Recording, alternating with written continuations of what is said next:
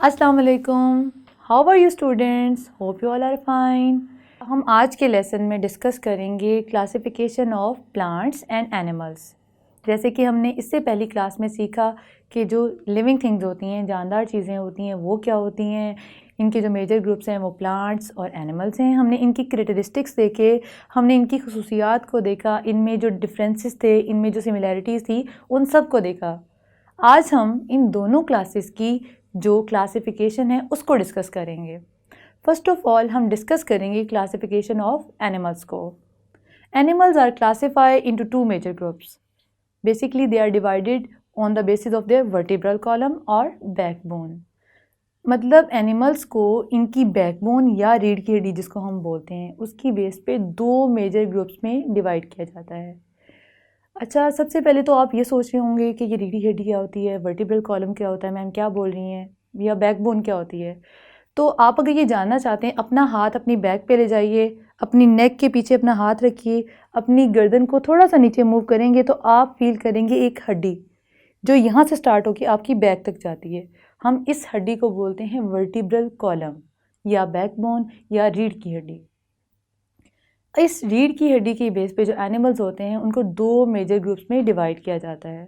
The first one is vertebrates. Vertebrates are those animals which possesses backbone, vertebral column या रीढ़ की हड्डी। ये वो एनिमल्स हैं जिनके पास रीढ़ की हड्डी होती है, बैकबोन या वर्टिब्रल कॉलम होता है। इनमें एग्जांपल्स आ जाती हैं, जैसे फ्रॉग होता है, जैसे लिजर्ड होती है, फ़िश होती है, जैसे हम ह्यूमन हैं, हमारे पास वर्टिब्रल कॉलम है, हम इसकी बेस्ट एग्जांपल हैं। इसके अलावा और भी बहुत सारी एग्जांपल हैं वर्टिब्रेट्स की। The second major class of animal is invertebrates. The animals which do not have vertebral column are called invertebrates. ये वो एनिमल हैं जिनके पास वर्टिब्रल कॉलम नहीं होता। इनका जो बॉडी होता है बहुत डेलिकेट, बहुत सॉफ्ट सा होता है। मतलब इनके पास जब हड्डी नहीं है तो बॉडी जो है वो डेफिनेटली जो है वो सॉफ्ट होगी। तो इसकी जो बेस्ट एग्जांपल है उसमें आ जाती है बटरफ्लाई है, उसमें आ जाती हैं ये आपके सेंटीपीड, मिलीपीड, और इसके अलावा इसमें आ जाती हैं कॉकरोचेस आ जाते हैं इसमें इनवर्टिब्रेट्स में। Now we are going to discuss the classification of plants. The second major group of living thing are plants. Okay जी, प्लांट्स जो होते हैं उनको उनके फ्लावर्स की बेस पे दो क्लासेस में डिवाइड किया जाता है। The first one is flowering plant and the second one is non flowering plant. The flowering plants, first of all we will discuss the flowering plants. जो फ्लावरिंग प्लांट्स होते हैं ये वो प्लांट्स होते हैं जिनके पौधे के ऊपर फ्लावर ग्रो करता है, जिनके पौधे के ऊपर फूल उगता है, इनको हम कहते हैं फ्लावरिंग प्लांट। इनकी जो एग्जांपल्स हैं उसमें आ जाता है, जैसे सबसे बेस्ट एग्जांपल है सनफ्लावर, जैसे रोज़, जैसे लेमन, जैसे गावा, जैसे एप्पल।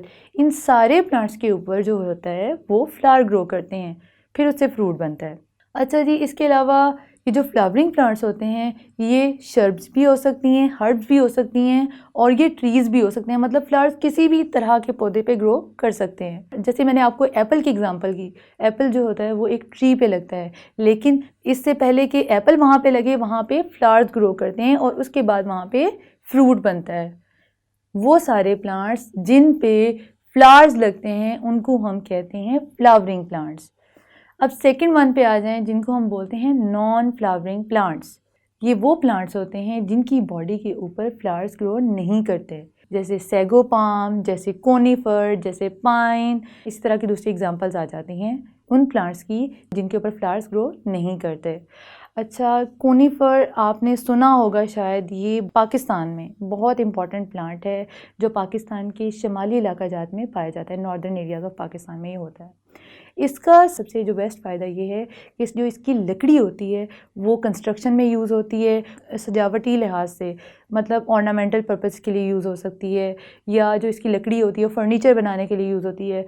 सबसे इम्पॉर्टेंट बात जो है मैं आपकी जिसकी वजह से मैं इसको डिस्कस कर रही हूँ कॉनीफर को, वो ये है कि जो इसका सीड होता है उसको as a dry fruit use किया जाता है, जिसको शायद आप जानते हो, जिसको हम चलगोज़ा के नाम से जानते हैं, the most expensive dry fruit in the Pakistan. आज हमने अपनी क्लास में डिस्कस किया क्लासिफिकेशन ऑफ प्लांट्स को, क्लासिफिकेशन ऑफ एनिमल्स को, हमने इनके दोनों की एग्जांपल्स को देखा, मैं उम्मीद करती हूँ कि आपको आज का लेसन समझ आया होगा। मज़ीद समझने के लिए अपनी बुक से देखिए। इसी के साथ मुझे दीजिए इजाज़त। अल्लाह हाफ़िज़।